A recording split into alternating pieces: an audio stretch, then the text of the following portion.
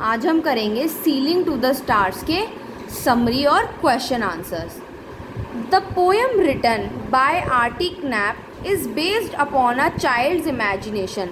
अब ये जो पोएम है ये हमारी एक बच्चे की इमेजिनेशन के ऊपर बनाई गई है कि एक बच्चा क्या क्या सोचता है।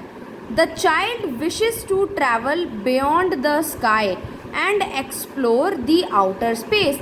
जो बच्चा है वो स्काई यानी कि आसमान से भी ऊपर ट्रैवल करना चाहता है, घूमना चाहता है और हमारा स्पेस में घूमना चाहता है। आउटर स्पेस क्या एरिया है जहाँ पर हमारे सारे प्लैनेट्स वगैरह है, तो वो वहाँ पर घूमना चाहता है। He would like to travel in his own spaceship to planets like Mars and Saturn. अब स्पेसशिप क्या होती है? स्पेसशिप हमारी एक वो व्हीकल होता है जिसके अंदर हम बैठ के स्पेस में जाते हैं, यानी कि आसमान से भी ऊपर जाते हैं और वहाँ जाके हम क्या क्या देख सकते हैं? मार्स पे जा सकते हैं हम, उससे सैटर्न पे जा सकते हैं। ये हमारे प्लैनेट्स हैं, जैसे अर्थ एक प्लैनेट है वैसे ही मार्स और सैटर्न भी प्लैनेट हैं।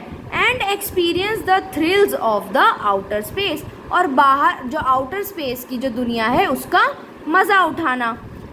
Though for some reason he decides to put stay to his adventurous journey for the time being, पर वो कुछ रीज़न की वजह से अपनी इस जर्नी को यहीं पर ही पॉज करता है और कहता है कि इसको हम कभी और कंटिन्यू करेंगे।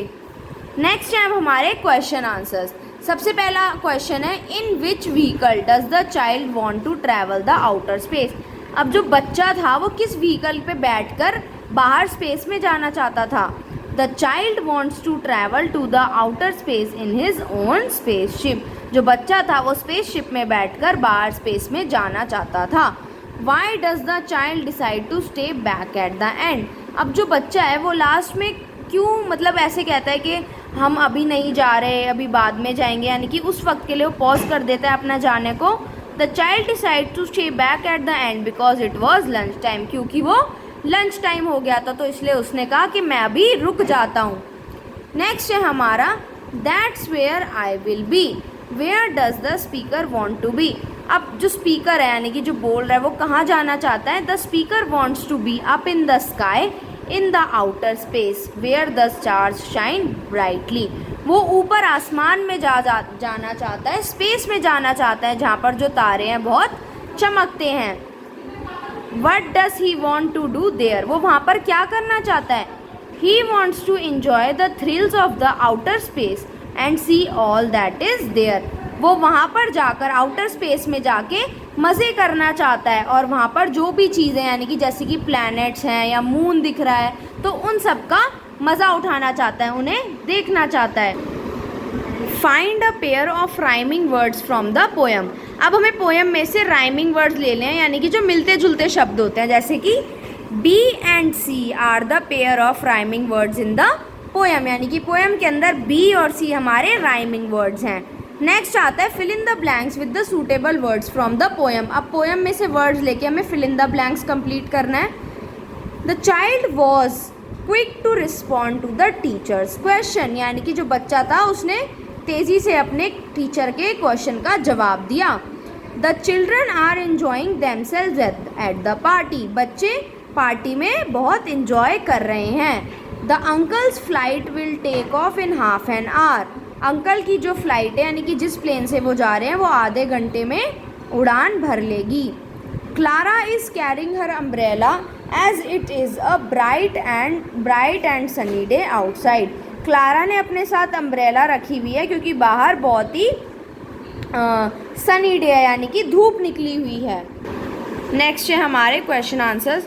After his trip to the Saturn rings where does the speaker want to go. अब वो सैटर्न में जाने के बाद स्पीकर कहाँ जाना चाहता है? The speaker decides to stay back in the end. वो ये सोचता है कि मैं अभी रुक जाता हूँ, यानी कि वो कहीं नहीं जाता। नेक्स्ट आता है, is the first place I will go. Where does the speaker want to go first. Speaker सबसे पहले कहाँ जाना चाहता है?